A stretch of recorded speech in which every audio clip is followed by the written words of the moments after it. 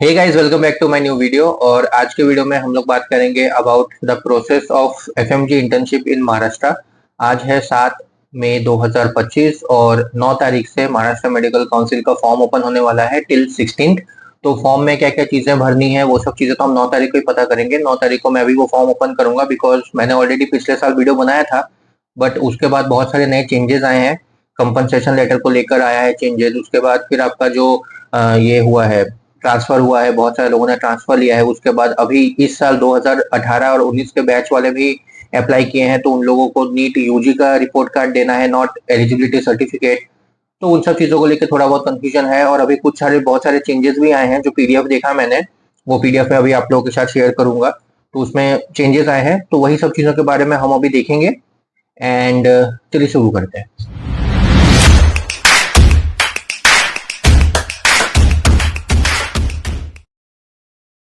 तो जैसे कि देख सकते हैं, महाराष्ट्र मेडिकल काउंसिल का आज 7 तारीख को ये फॉर्म निकल चुका है। तो ये रहा। ओके, आज 7 तारीख को ये फॉर्म निकल चुका है। एंड इसमें पहले तो हम लोग देखते हैं ऑनलाइन एप्लीकेशन कब से है। 9 तारीख से है। कब है लास्ट? 16 तारीख रात के 12 बजे तक। यहाँ पर पिछले बार चिंचपोकली में सबमिट करना होता था, महाराष्ट्र मेडिकल काउंसिल का जो ऑफिस था, बट इस बार यहाँ पर दिया है Haffkine institute of training research and testing Parel Mumbai. उस जगह पर अब जाना है, चिंचपोकली नहीं जाना है। तो सबसे पहले ये हो गया। ये कब है? 19 तारीख से 24 तारीख तक। तो ये जो टाइमलाइन होता है कि कब क्या होने वाला है, वो वाला चीज भी मैं आप लोगों को अभी हल्का हल्का बता दूंगा, बट इसके बारे में ज्यादातर अच्छे से डिस्कस वो मैं करूंगा 9 तारीख को, जब मैं फॉर्म फिलअप करूंगा कि फॉर्म फिलअप करने के बाद फिर क्या करना है, क्या वेट करना है, कितना दिन वेट करना है, क्या आता है क्या नहीं आता है, उन सब चीजों के बारे में उसमें बात करते हैं।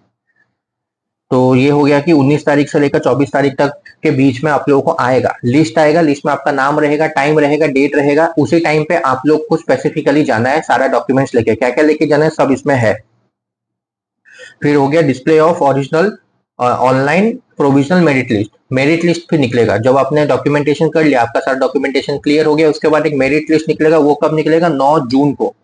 उसमें आप लोगों का रैंक के हिसाब से, मार्क्स के हिसाब से रैंक मिलेगा। जैसे अगर किसी का 240 है, तो वो अगर महाराष्ट्र में उसी के सबसे टॉप पे, तो उसका नाम सबसे ऊपर होगा। तो उसके हिसाब से आपका मार्क्स कितना है, उसके हिसाब से आपका होगा। और आपको इतना भी पता चल जाएगा कि टोटल नंबर ऑफ स्टूडेंट्स कितने इस साल अप्लाई किए हैं महाराष्ट्र में एमबीबीएस इंटर्नशिप करने के लिए।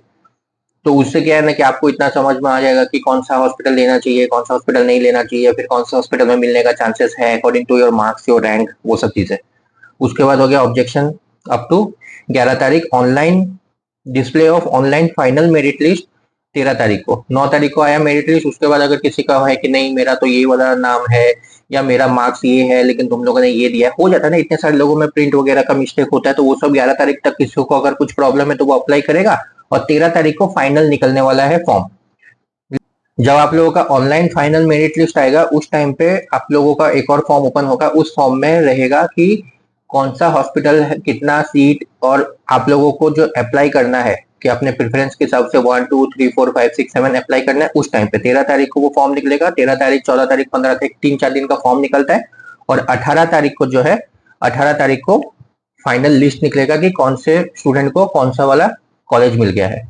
और उसके बाद 20 तारीख तक आपको मेल आ जाएगा जिसमें आप लोगों का रहेगा कि आप लोगों को जो ज्वाइनिंग लेटर होता है, वो ज्वाइनिंग लेटर, आप लोगों का नाम और कॉलेज का नाम, वो वाला पेपर लेके आपको उस कॉलेज में जाना है और अप्लाई ये करना है, ज्वाइन करना है। हाँ, यहाँ पर एक चीज है कि इस बार Haffkine institute of training research and testing, Acharya Donde Marg, Parel village, प्रमाननवाड़ी, Parel, ये स्पेसिफिक एड्रेस है। इस बार जाकर अपना जितना भी ऑफलाइन डॉक्यूमेंटेशन करना है यहाँ करना है, चिंचपोकली में नहीं। उसके बाद फिर ये सर्कुलर है। सर्कुलर में कुछ नहीं है, ये सब लिखा हुआ है कि this guideline shall be called as guideline governing procedure of internship allotment in foreign medical student. ये गाइडलाइन किन के लिए है? एफएमजी दिसंबर 2024, मतलब जो टेक्निकली जनवरी में हुआ एग्जाम, उसके लिए है। क्या करना है? सबसे पहले तो महाराष्ट्र मेडिकल काउंसिल की वेबसाइट में जाकर click on application for registration. 9 तारीख को ओपन होगा। मैं वीडियो बना दूंगा, आप लोग थोड़ा वेट कर लेना। 9 तारीख के शाम तक या रात तक मैं वीडियो बना के डाल दूंगा कैसे करना है। फॉर्म फिलअप में क्या क्या चीजें पूछी जा रही है, क्या क्या चीजें मांगी जा रही है, क्या क्या डेट्स मांगे जा रहे हैं, क्या क्या ऑप्शन है, सब कुछ हो जाएगा। उसके बाद fill in all the required details. और उसके बाद इस बार पे करना है। हर बार पिछले बार जो था पे करना नहीं होता था। After submission make a payment of 1500 for counselling process. ठीक है, Upon completing of the registration of the counseling process, the candidate may apply for provisional registration under foreign medical graduate category, और वो वाला एप्लीकेशन जो होगा वो 5,000 का होगा प्रोविजनल रजिस्ट्रेशन के लिए।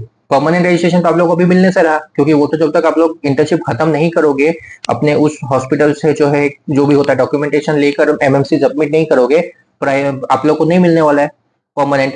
तो लेकिन प्रोविजनल तो चाहिए ना, बिकॉज प्रोविजनल नहीं लोगे तो फिर आप लोग नीट पीजी अगले साल के लिए कैसे अप्लाई करोगे, वो उसमें तो प्रोविजनल अपलोड करना होता है, उसके लिए 5,000 लगेंगे। ये कब होगा, जब आप लोगों का सारा अभी प्रोसेस हो गया, आपने कॉलेज में जाकर या हॉस्पिटल में जाकर ज्वाइन कर लिया, उसके बाद खुलेगा, वो लोग वहां पर आपको डेट बता देंगे, वो सब चीजें आपको बता दिया जाएगा। उसके बाद हो गया कि फॉरेन मेडिकल ग्रेजुएट है pass the screening test has to submit online application to Maharashtra medical council. The application must be completed in all respect as well as accompanying documents stated that the application form should be uploaded. A student seeking internship allotment या provisional registration as prescribed herein is applied to the prescribed performer in the registrar Maharashtra Medical Council for his or her internship allotment as notified by the council. ठीक है। फिर foreign medical graduate must be posted first in, हाँ, foreign medical graduate may be posted first in college which have been newly opened and approved by NMC however yet to be recognized. तो ये याद रखना कि अगर आप लोगों को कोई कॉलेज चाहिए तो वो वाला कॉलेज जो है हो सकता है पहली बार इंटर्न्स को ले रहा हो, जो एनएमसी के द्वारा अप्रूव तो है लेकिन रिकॉग्नाइज नहीं है, तो सोच समझ के ही वो वाले कॉलेजेस चूज करना। बिकॉज अगर आप लोग, क्योंकि वो ऑप्शन में रहेगा, वो एनएमसी एमएमसी के ऑप्शन में तो रहेगा, तो आप लोग उस चीज को सोच समझ के ही चूज करना। दूसरा हो गया कि foreign medical graduate may be posted to different medical college और institution approved by NMC through a counselling और seat allocation process based on merit. उसके बाद अगर एक ही कॉलेज में 100 सीट्स हैं और 200 लोगों ने अप्लाई कर दिया, तो जिसका एफएमजी में मार्क्स ज्यादा है उसको पहले मिलेगा। सेकेंड, अगर सेम मार्क्स के 2 लोग हैं तो उसमें जिसका एज ज्यादा है उसको मिलेगा। और फिर तीसरा, candidate who is applied and submitted hard copy on the earlier date of application. अगर किसी का एज भी सेम है, कुछ महीने का ही फर्क है, एज भी सेम है 25, 25, 27, 27, तो जिसने पहले हार्ड कॉपी सबमिट किया, मतलब कि जिसने पहले फॉर्म फिलअप किया, first come first serve basis के हिसाब से ही बोला जा रहा है। उसके बाद फिर एडमिटिंग कॉलेज मस्ट, ठीक है, 15 दिन के अंदर अंदर आप लोगों को जाके ज्वाइन करना है। अब आया सबसे मेन चीज, वो क्या है, एफिडेविट। जब आप फॉर्म फिलअप करोगे वहां पर आप लोग अपना फोटो, अपना पासपोर्ट और जितना भी सारे चीजें हैं उन लोग को अपलोड भी करना है ना, उनको स्कैन करके उसको सेल्फ अटेस्टेड बाय मी लिख कर अपलोड करना होगा। वहां पर आप लोगों को ये एफिडेविट भी अपलोड करना है। एंड जब आप महाराष्ट्र मेडिकल काउंसिल जो वो परेल में है, परेल में जाओगे तब ये एफिडेविट वहां सबमिट भी करना है, ये याद रखना। तो अब ये एफिडेविट क्या करना है, नोटरी बनाना है। इसका प्रिंट आउट लेकर, इसका जो ई स्टैंप ई नोटरी होता है, वो सब चीजें वैलिड है, मैं मानता। लेकिन पिछली बार ऐसा हुआ था कि जिन लोगों ने बस इसी को प्रिंट आउट निकाल लेते, इसी पेज को A4 साइज में प्रिंट आउट निकाल के इसमें फिलअप करके डायरेक्टली नोटरी से साइन करा के स्टैंप ले लिया था, उन लोगों का, बहुत सारे लोगों का रिजेक्ट हो गया। बोला कि नहीं, आप लोगों को non judicial stamp paper 100 rupees का जो होता है विथ फोटो आइडेंटिटी चाहिए, ये पेज पे नहीं होगा। 100 रुपए का, ये देखो 100 रुपए का आता है नॉन जुडिशियल स्टैंप पेपर, उसमें प्रिंट कराना है, इन चीजों को टाइप कराना है या प्रिंट कराना है, जैसा भी वहां पर है फैसिलिटी। यहाँ पर पहले आई, नेम हो गया, son of, daughter of, wife of, Shri, father name, date of birth, resident of. जैसे कि यहाँ पर अगर कोई स्टूडेंट है, ये अमित कुमार, ठीक है, सन ऑफ, तो ये वाला चीज प्रिंट नहीं होना चाहिए, ये वाला चीज भी प्रिंट नहीं होगा, ठीक है। Son of Shri Ajit Kumar, age, date of birth है, मतलब 15/12/2002। रेसिडेंट ऑफ, ये वाला क्या है, रेसिडेंट होगा, तुम्हारे पास डोमिसाइल सर्टिफिकेट होगा, तुम अगर डोमिसाइल कैटेगरी के हिसाब से जा रहे हो तो डोमिसाइल सर्टिफिकेट होगा, आधार कार्ड होगा, आधार कार्ड के पीछे तुम्हारा महाराष्ट्र का एड्रेस होगा। अगर आधार कार्ड के पीछे महाराष्ट्र का एड्रेस नहीं है, पासपोर्ट के पीछे महाराष्ट्र का एड्रेस होगा, पासपोर्ट के पीछे भी महाराष्ट्र का एड्रेस नहीं है लेकिन तुम फिर भी महाराष्ट्र के हो, तुम्हारे पास जो डोमिसाइल सर्टिफिकेट होगा उसमें एड्रेस होगा, तो वो वाला स्पेसिफिक एड्रेस लिखना जिससे तुम ये प्रूव कर सको कि तुम महाराष्ट्र के हो, ताकि तुमको डोमिसाइल कैटेगरी के हिसाब से तुम्हारे सीट्स मिले। बिकॉज डोमिसाइल को पहले मिलेगा, नॉन डोमिसाइल को बाद में मिलेगा।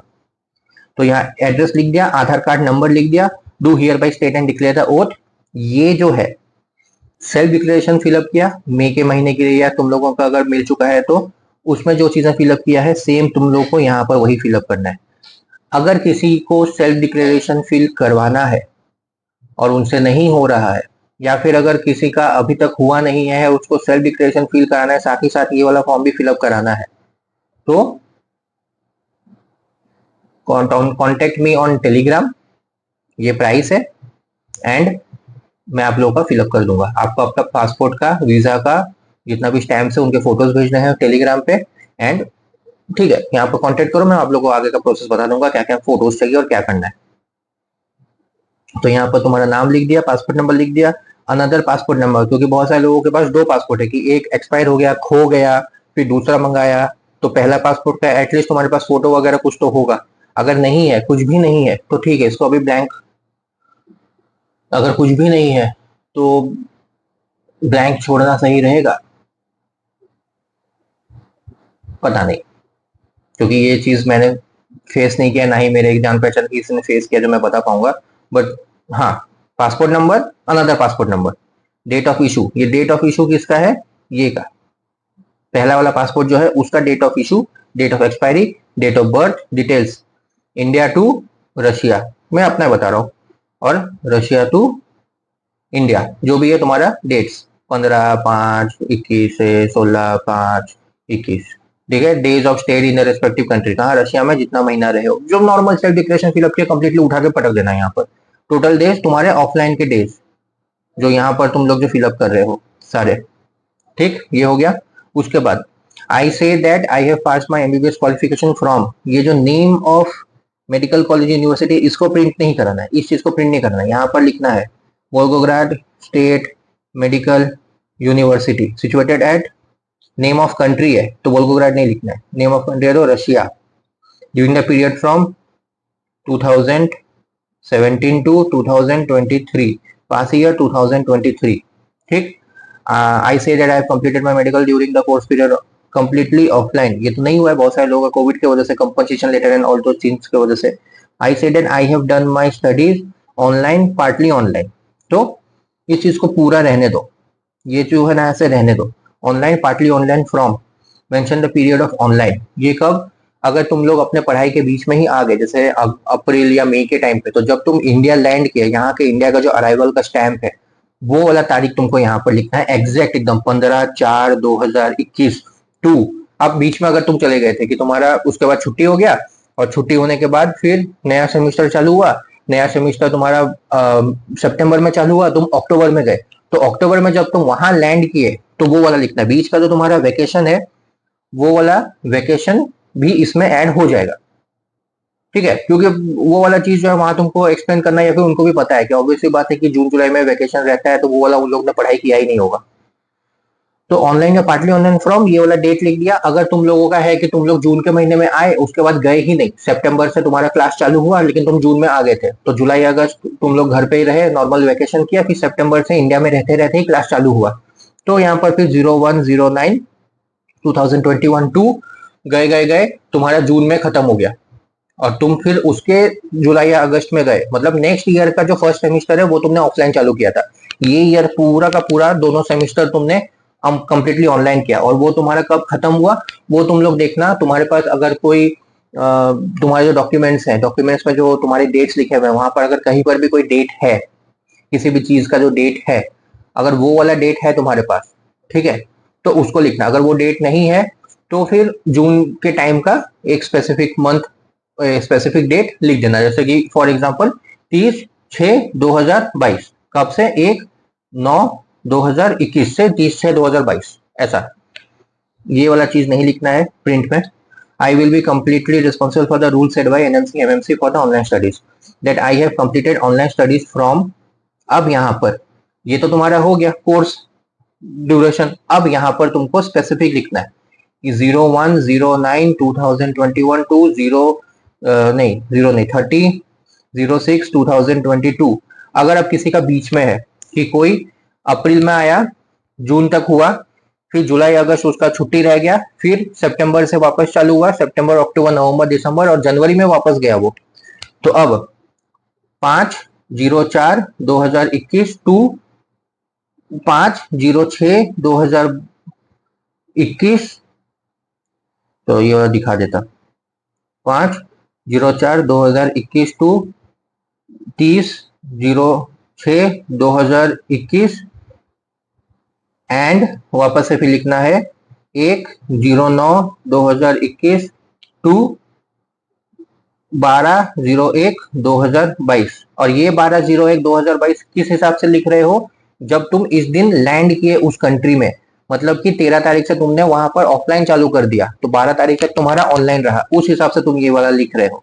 लेकिन ये वाला चीज जो है, मतलब तुम समझ रहे हो, तुम 5 तारीख को इंडिया लैंड किए, तुमने 5 तारीख को इंडिया लैंड किए वो वाला लिखा, 12 तारीख को रशिया लैंड किए वो वाला लिखा, और बीच में जो ये वाला जो सेक्शन था तुम्हारा जून से लेकर सितंबर तक ये तुम्हारा वेकेशन था, ये तुमने कैसे प्रूव किया, यहाँ पर एंड लिख के, एंड ये लिखा, मतलब कि ये वाला ड्यूरेशन और ये वाला ड्यूरेशन मेरा ऑनलाइन था। ठीक है, उसके बाद and also compensated a said period from, ये वहां जाकर जो तुमने कंपनसेट किया, बहुत सारे लोगों के कंपनसेशन लेटर में नहीं लिखा हुआ है कि कौन सा डेट पे किया है, तो वो वाला कंपनसेशन लेटर जिस टाइम में तुमको मिला था, अगर तुमको अभी जून में मिला, जब तुम पास आउट किए 2023 में, तुमने पास आउट किया जुलाई में, उस टाइम पे तुमको तुम्हारा सारा डॉक्यूमेंट्स, डिग्री वगैरह, साथ में कंपनसेशन लेटर मिला और उसमें कोई भी डेट नहीं लिखा हुआ है, तो थोड़ा सा मुश्किल है। मैं बता रहा हूँ क्योंकि यहाँ पर एक हमको पीरियड लिखना है, बहुत लोगों का में पीरियड लिखा हुआ है कि हैज कंपनसेटेड इन मार्च 2023 या ऐसा, अगर तुम्हारा ऐसा लिखा हुआ नहीं है तो इसको छोड़ दो। इस एरिया को, इन दोनों चीजों को ब्लैंक छोड़ दो, और तुम्हारे पास कंपनसेशन लेटर में सीधा लिखा हुआ है that this student has completely compensated all the online classes offline from March 2022 to June 2022, then you need to write that। अगर वहां कुछ भी नहीं लिखा है, बस compensated all the classes offline and has been granted the degree by the university, तो वो वाला एरिया छोड़ दो, बिकॉज तुम्हारे पास है ही नहीं ना, तुम कुछ भी अगर डेट लिखोगे उसको तुम प्रूफ नहीं कर पाओगे, तो उससे बेटर है कंपनसेशन लेटर में दिखा दो, भाई कंपनसेशन लेटर मिल गया है हम लोग को सर, लेकिन उसमें डेट नहीं लिखा हुआ, तो इसलिए मैंने ये चीजें ब्लैंक छोड़ दी, उसको ब्लैंक छोड़ दो इस मोमेंट पे। From the above said university through offline physical mode in person, the said information is as follows। Online period, compensated period, ये ऑनलाइन पीरियड और कंपनसेटेड पीरियड जो है, अब किसी के पास अगर कंपनसेटेड पीरियड का लिखा हुआ है ही नहीं, किसी के पास है ही नहीं कंपनसेटेड पीरियड का वो स्पेसिफिक टाइम, तो कुछ नहीं किया जा सकता। ये वाला एक बार तुम पूछ लो, एक बार परेल के आसपास कोई भी रहता है वो इंसान जाकर एक बार उनसे कंफर्म कर लो कि यहाँ पर जिनके पास कंपनसेटेड पीरियड इन मंथ्स नहीं है, बिकॉज मैक्सिमम लोगों के पास ना ऐसे स्पेसिफिक लिखा हुआ नहीं है कि इतना तारीख से इतना तारीख तक उसने इन क्लासेस का कंपनसेशन किया, बस लिखा हुआ है कि हैज कंप्लीटली कंपनसेटेड। तो ये वाला यहाँ पर जो पीरियड्स है कि इन मंथ्स में हमको लिखना है, तो वो वाला क्या लिखे, वो एक बार तुमको कंफर्मेशन लेना पड़ेगा एमएमसी से, बिकॉज इसका अभी मेरे पास उसका कोई आंसर अभी है नहीं। उसके बाद फिर नीचे दैट माई कंपल्सरी इंटर्नशिप है started from dash to dash in affiliated hospital, जो चाइना वाले हैं जिनका इंटर्नशिप हो गया है 1 साल का, वो लोग ही लिखेंगे, जो चाइना वाले नहीं है, जो रशिया यूक्रेन किर्गिस्तान वाले हैं, उन लोगों को ये वाला पॉइंट टाइप करना है, समझे। ऐसा नहीं है कि ये वाला तो मेरे लिए नहीं है तो मैं टाइप नहीं करूंगा, टाइप करोगे सेम ऐसा dot dot dot dot dot dot छोड़ोगे थोड़ा सा, देन पूरा टाइप कराओगे, पूरा ब्लैंक छोड़ना है, गायब नहीं करना है, ये याद रखना, गायब नहीं करना है, ये सेम चीजें प्रिंट होंगी, बस डॉट डॉट डॉट डॉट ही रहेंगे, बिकॉज तुम्हारा यहाँ पर रोल नहीं है। Same goes for this also ना, कि प्रिंट तो कर रहे हो लेकिन डॉट डॉट छोड़ो, बिकॉज तुम्हारे पास उसका पेपर नहीं है या प्रूफ नहीं है। और बाकी फिर 7वां भी पूरा प्रिंट कर लेना, 8वां प्रिंट कर लेना, डिपोनेंट हो गया। और यहाँ पर सोमली और फिर यहाँ पर सोमली और फिर filmed at Mumbai on this, जो भी है जिस दिन तुम ये नोटरी बनवा रहे हो, जैसे कि 7 तारीख है ना, कल 8 तारीख, कल ही बना रहे हो, तो 8 डे ऑफ May 2025, यहाँ अपना फोटो चिपकाओ, साइन वाइन मंगाओ जो भी है और प्रिंट निकाल दो, दैट्स इट। तो एफिडेविट 3 पेज का है, 3 पेज का एफिडेविट ढंग से बनाना है पूरा। एंड फिर ये वाला हो गया कि जब तुम जाओगे वहां पर परेल में, तो तुमको जो तुम्हारे डॉक्यूमेंट्स है ना उनको इसके हिसाब से सीरियल वाइज पूरा का पूरा सेट करना होगा, ये याद रखना। ऐसा नहीं कि वो मांगेंगे और तुम ढूंढ रहे हो दे रहे हो, ऐसा नहीं करना है, वो फिर भगा देंगे तुमको, बोलेंगे जाओ पहले सेट करके लाओ। ये स्पेसिफिक नंबर के हिसाब से सेट करना है। पहले एप्लीकेशन फॉर्म जो अभी तुम परसों भरोगे, तो भरने के बाद फिर प्रिंट करने का ऑप्शन आता है, वो पूरा प्रिंट करके नीचे साइन करने का होता है, साइन कर लेना। ये हो गया। दो लेटेस्ट पासपोर्ट साइज फोटो जो तुम अपलोड करोगे ना अभी एमएमसी के वेबसाइट पे कल परसों, और जो तुम यहाँ चिपकाओगे, यहाँ पर जो चिपकाओगे उसी को ही लेके जाना है उस दिन। ये नहीं कि इधर कुछ और चिपकाया, उधर कुछ और अपलोड किया, इधर कुछ और लेके गए, नहीं। फिर तीसरा डोमिसाइल सर्टिफिकेट या फिर आधार कार्ड जिसके पीछे तुम्हारा महाराष्ट्र का रेसिडेंट का एड्रेस हो, ठीक है।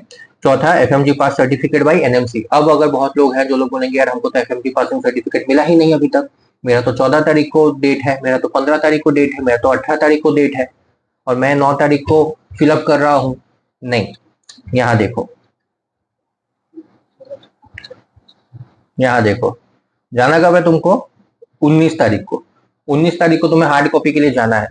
अब अगर किसी का 18 तारीख को है ये अपना एनएमसी वाला काम, तो तुम लोग 9 तारीख को मत फिलअप करना, क्योंकि first come first serve basis होता है। अगर 9 तारीख को वो जो फिलअप करेगा, 10 तारीख को जो फिलअप करेगा, उसको 19 तारीख और 20 तारीख को डेट्स मिलेंगे। तुमको अगर पता है कि तुम 18 तारीख को जो है जा रहे हो दिल्ली, तुमको वहां पर वापस जो है आने में 19 तारीख हो जाएगा या 20 तारीख हो जाएगा, तो तुम 9 तारीख को फिलअप मत करो, तुम करो 12 तारीख को फिलअप या 13 तारीख को फिलअप करो, ताकि यहाँ पर तुम्हारा जो है 23 तारीख को या 24 तारीख को डेट आए और तुम 18 को जाकर 19 को वापस आ जाओ, या फिर 20 को डेट आए तो तुम 18 को जाकर 19 को वापस आओ या 20 को वापस आओ, डायरेक्टली परेल में जाके रिपोर्ट करो। तो ये चीज पर ध्यान रखना, ऐसा ना हो कि अभी 9 तारीख को फिलअप कर दिया, 19 तारीख को तुमको यहाँ परेल बुला रहे हो, 19 तारीख को तुम तो ट्रैवल कर रहे हो, दिल्ली से वापस आ रहे हो, दिक्कत हो जाएगा। अब क्या क्या था, एफएमजी पास सर्टिफिकेट दिल्ली वाला दे दिया। अब valid eligibility certificate issued to the candidate by MCI. Eligibility certificate, जिसके पास एलिजिबिलिटी सर्टिफिकेट नहीं है वो लोग क्या करेंगे, अपना एनएमसी का, उसके बाद वैलिड एलिजिबिलिटी सर्टिफिकेट जिसके पास है ईसी, वो लोग ईसी दे देंगे, जिसके पास ईसी नहीं है वो लोग करेंगे अपना नीट यूजी का जो रिपोर्ट कार्ड है वो।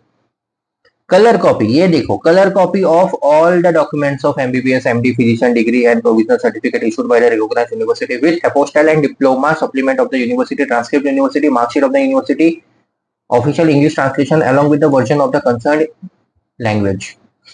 रशियन में तुम्हारा डिग्री, रशियन में तुम्हारा अपोस्टाइल, इंग्लिश में तुम्हारा उसका इंग्लिश ट्रांसलेशन, उसका अपोस्टाइल का इंग्लिश ट्रांसलेशन, जो ट्रांसक्रिप्ट है तुम्हारा, मतलब तुम समझो तुम्हारे पास जितने तुम्हारे डॉक्यूमेंट्स है, ये सब छोड़ो, जितने तुमको तुम्हारे कंट्री से डॉक्यूमेंट्स मिले, जितने ए टू जेड, सारा डॉक्यूमेंट्स का कलर प्रिंट, सारा डॉक्यूमेंट्स का कलर प्रिंट, बस 100 बात की एक बात।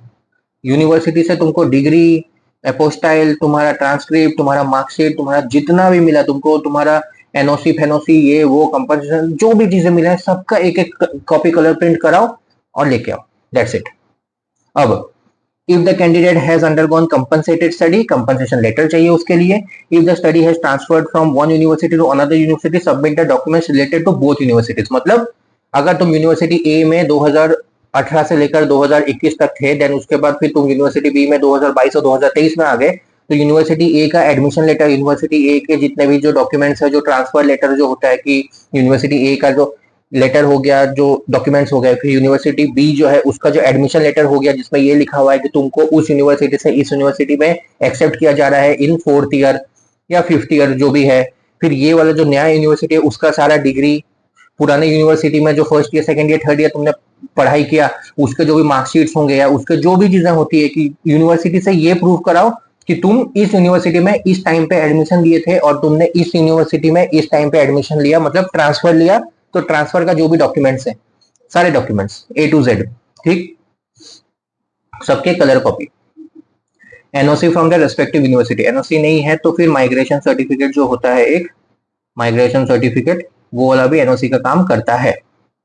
color copy of all the pages of passport showing visa, date of immigration, date of emigration and foreign country and India in the passport details, मतलब passport में जितने भी स्टैम्प्स हैं, जो भी वीजा चिपके हुए हैं पासपोर्ट, सबका colour copy. Marksheet of SSC exam 11th class and HSC if the candidate has passed from the CBSE board in 2017 or later then kindly request to submit the HSC admit card। अब admit card कहां से मिलेगा? Admit card तुमको जिस भी mail पे, तुम्हारे mail पे आया होगा वहां से मिल सकता है। यार एडमिट कार्ड कहाँ मिलेगा? मेरे पास तो मेरा एडमिट कार्ड है 12th क्लास का, अब बहुत लोगों के पास नहीं होगा।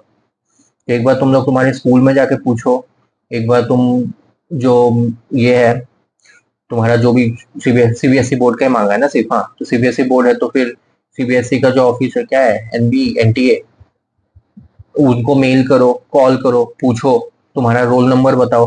बिकॉज डिजी लॉकर में तुम्हारा मार्कशीट तो मिल जाएगा, तुम्हारा ये मिल जाएगा, सर्टिफिकेट मिल जाएगा, लेकिन एडमिट कार्ड नहीं मिलता है, या मिलता है एक बार देख लेना। डिजी लॉकर में अगर मिल रहा है तो वहां से भी ले सकते हो। डिजी लॉकर इज वैलिड, मतलब वो गवर्नमेंट रिकॉग्नाइज्ड है।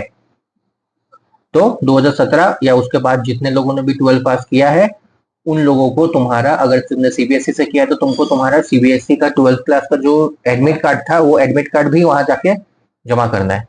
और जिनके पास नहीं है उनको 10th, 11th और 12th का मार्कशीट जमा करना है। 10th का और 12th का जो बोर्ड सर्टिफिकेट होता है, सीबीएसई वालों का 10th का मार्कशीट और बोर्ड सर्टिफिकेट सेम है तो तुम लोगों को टेंशन नहीं है, लेकिन 12th का मार्कशीट और बोर्ड सर्टिफिकेट अलग है।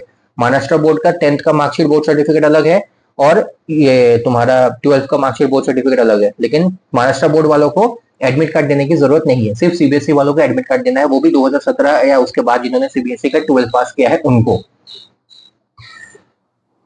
और ये एफिडेविट जो ऊपर मैंने बताया, make sure all points are mentioned in the affidavit and overwrite या correction in the affidavit will not be acceptable. अगर टाइप करते करते गलती से कुछ हो गया और उसको ओवरराइट किया, नहीं होगा भाई, वो 100 रुपए और एक्स्ट्रा खर्चा करके बना लो नया। Required above mentioned documents self-attested with remark attested by me and signed with your name signature below. Tag all the document in the sequence wise provided by the council। मतलब जैसे ये जो डॉक्यूमेंट है, सोचो ये मैंने डॉक्यूमेंट मैंने print किया, कलर प्रिंट किया, ब्लैक एंड व्हाइट प्रिंट किया, जो भी चीज है, कलर प्रिंट ये है, तुम्हारा डिग्री कलर प्रिंट है, तुम्हारा पासपोर्ट कलर प्रिंट है, दैट्स इट। तुम्हारा जो 10th, 11th, 12th का मार्कशीट और बोर्ड सर्टिफिकेट है वो ब्लैक एंड व्हाइट चलेगा, तुम्हारा FMG passing certificate black and white चलेगा, तुम्हारा eligibility certificate black and white चलेगा, तुम्हारा domicile certificate black and white चलेगा, एप्लीकेशन फॉर्म जो है वो ब्लैक एंड व्हाइट चलेगा। तो जैसे ये फॉर्म है, ये डोमिसाइल सर्टिफिकेट है, सोचो मैं बता रहा हूँ ये डोमिसाइल सर्टिफिकेट है। यहाँ पर क्या करना है, यहाँ पर तुमको लिखना है ब्लैक और या ब्लू से, मैं रेड से लिखूंगा और लोग रेड से लिख देते हैं, फिर सेल्फ अटेस्टेड बाय मी लिखा, साइन किया,